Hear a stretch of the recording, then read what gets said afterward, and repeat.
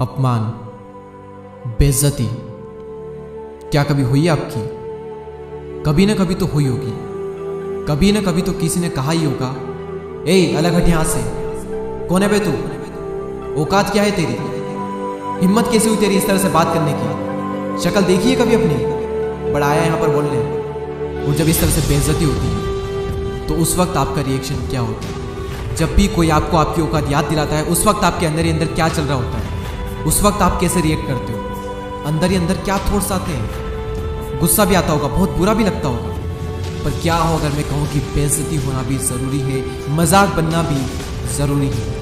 क्योंकि इतिहास गवाह है कि जो जो इंसान ज़मीन से उठकर आसमान की ऊंचाइयों पर पहुंचा है ना, हर किसी का कभी ना कभी तो मजाक ज़रूर बनाए, कभी ना कभी तो बेइज्जती ज़रूर हुई है और कई बार हुई है। बात है सन 1999 की, जब रतन टाटा ने अपनी पहली passenger car Tata indica launch की थी और शुरुआती समय में ही ये पूरी तरह से फेल हो गई। टाटा ग्रुप के सभी मेंबर की यह सलाह थी कि इसे फोर्ड कंपनी को बेच दिया जाए और इसके लिए टाटा ग्रुप की फोर्ड कंपनी से बात हुई और फोर्ड के जो ऑफिसर्स थे वो भी भारत आकर टाटा के कार डिपार्टमेंट में दिलचस्पी दिखा रहे थे। और उसके बाद रतन टाटा को अमेरिका बुलाया गया और फोर्ड के ऑफिसर के साथ में रतन टाटा की एक बैठक हुई और उन्हें वहां पर कहा गया कि जब आपको इसके बारे में पता ही नहीं है तो आपने पैसेंजर व्हीकल में कदम ही क्यों रखा? और यही नहीं बल्कि उनसे ये भी कहा गया कि हम टाटा मोटर के कार बिजनेस को खरीद कर आप पर एक एहसान कर रहे हैं, आप इसे हमारा एक एहसान समझना। और रतन टाटा अपने इस अपमान को घोंट कर पी गए।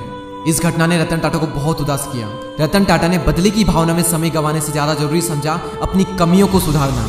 उन्होंने अपने कार सेगमेंट को बेचने का विचार बदल लिया और अपना पूरा फोकस अपने कार बिजनेस में लगा दिया। और कहते हैं समय पहिए के समान घूमता है, और इसी तरह से समय पहिए के समान घुमा और रतन टाटा की मेहनत ने टाटा मोटर्स को सफलता की ऊंचाइयों पर पहुंचा दिया।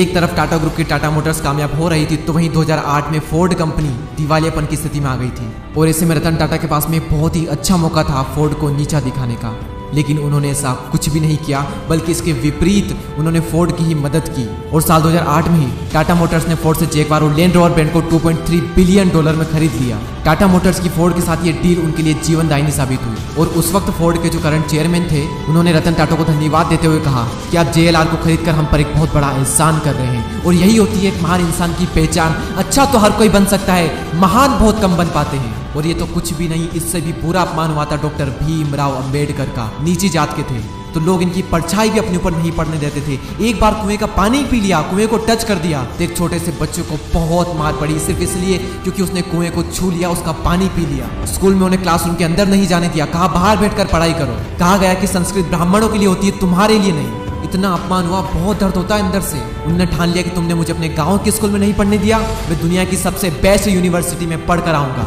और कोलंबिया यूनिवर्सिटी से उन्होंने MA किया और उसके बाद लंदन स्कूल ऑफ इकोनॉमिक्स से MSc की और उसके बाद में लॉ की पढ़ाई की और फिर PhD की। और फिर जब वापस आए तब उन्हें मिलिट्री सेक्रेटरी की नौकरी मिली, जो उस वक्त बहुत ही अच्छी नौकरी थी। लेकिन उसके बावजूद भी उनका अपमान हुआ और वो अपमान उनके दिल पर लगा। उन्हें तब भी कुएं का पानी पीने का अधिकार नहीं था। वहां का चपरासी तक उन्हें फाइल फेंक कर देता था, कहता था कि गद्दी पर बैठ गया तो क्या हुआ है, तो अभी भी निचली जात का ना। बस उन्होंने भी इसी अपमान को घूंट करके पी लिया और भारत का संविधान लिख दिया और अपना हक पा कर रहे। और अपना हक तो पाया ही, साथ साथ निचली जाति के लोगों को भी उनका अपना हक दिलाया। मैंने कहा ना, अपमान जरूरी है, बेइज्जती से ही बदलाव आता है। अंग्रेजों ने एक बार गांधी जी को ट्रेन से धक्के मार कर बाहर निकाल दिया था, बहुत बेइज्जती हुई थी।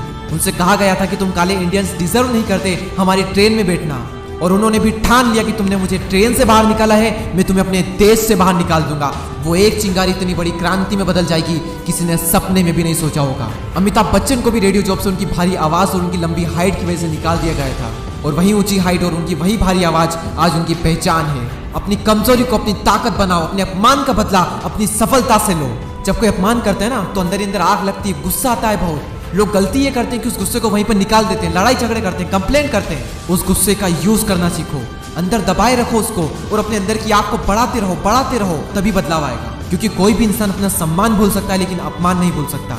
कोई कुछ भी बोले तो उस वक्त रिएक्ट मत करो, अपना गुस्सा, अपनी आग बाहर मत निकालो, अपने अंदर रखो। बाहर निकाल दोगे तो बेइज्जती तो होगी सही, तुम कभी अपना बदला नहीं ले पाओगे और ना ही वो इज्जत हासिल कर पाओगे जो तुम पाना चाहते हो।